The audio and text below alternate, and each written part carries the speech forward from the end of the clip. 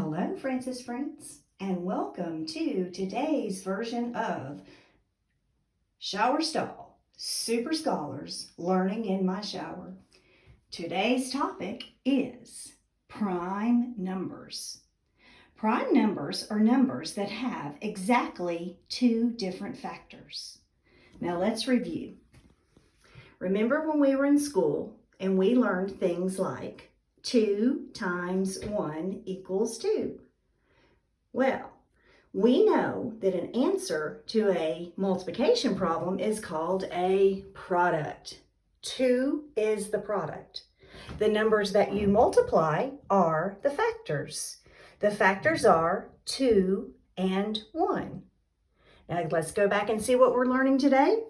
Numbers that have exactly two different factors are called prime numbers. So let's learn to test for prime. We know that 2 times 1 equals 2.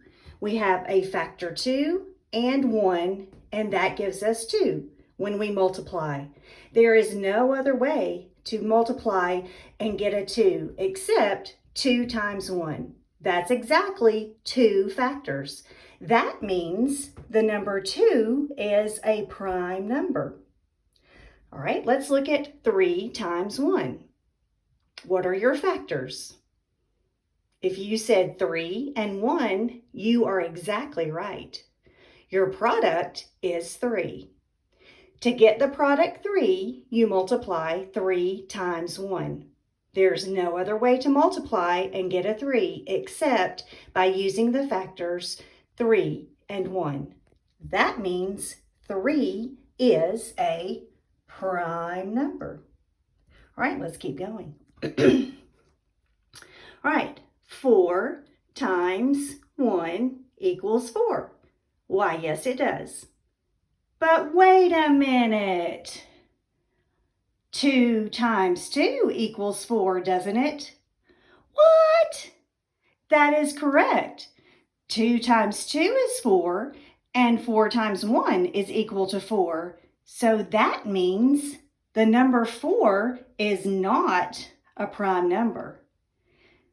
2 and 3 were prime numbers because they only have exactly 2 factors.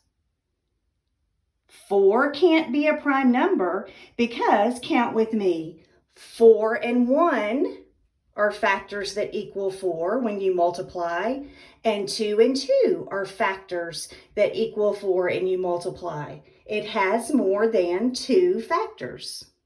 So 4 is not prime.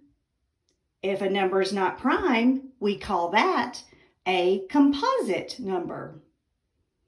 If it's not prime, it is composite. Let's keep going. This is fun. All right. 5 times 1 equals 5. Are there any other factors we can multiply together to get 5? No. So that means 5 is a prime number. All right. 6 times 1 equals 6. Yes, it does. Is there any other way to get a 6 when you multiply? Why, yes, you can. You could do 2 times 3 or 3 times 2. So that means 6 is not prime. It is composite. How fun is this? All right, let's try some more. Let me get my marker here. All right, let's go with the 7. Hopefully this will work. First try, guys. All right, so 7. Okay, how do I get a 7? 1 times 7 equals 7.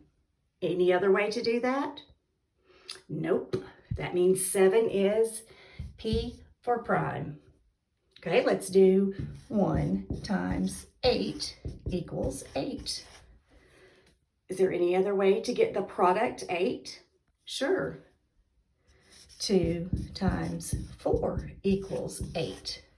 So is 8 a prime number? Nope. It's a composite number. All right, what about 1 times 9 equals 9?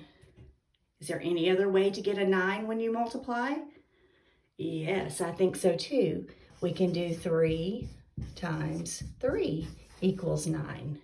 So the product 9 is not a prime number, it's a composite number. Let's do one more. Let's do 10. I know we can get it 1 times 1. Well, I'm sorry, 1 times 10 equals 10. Is there any other way to do it? Yep. 2 times 5. So 10 cannot be prime. It is composite. Okay. Oh, let's just do one more for fun. Okay.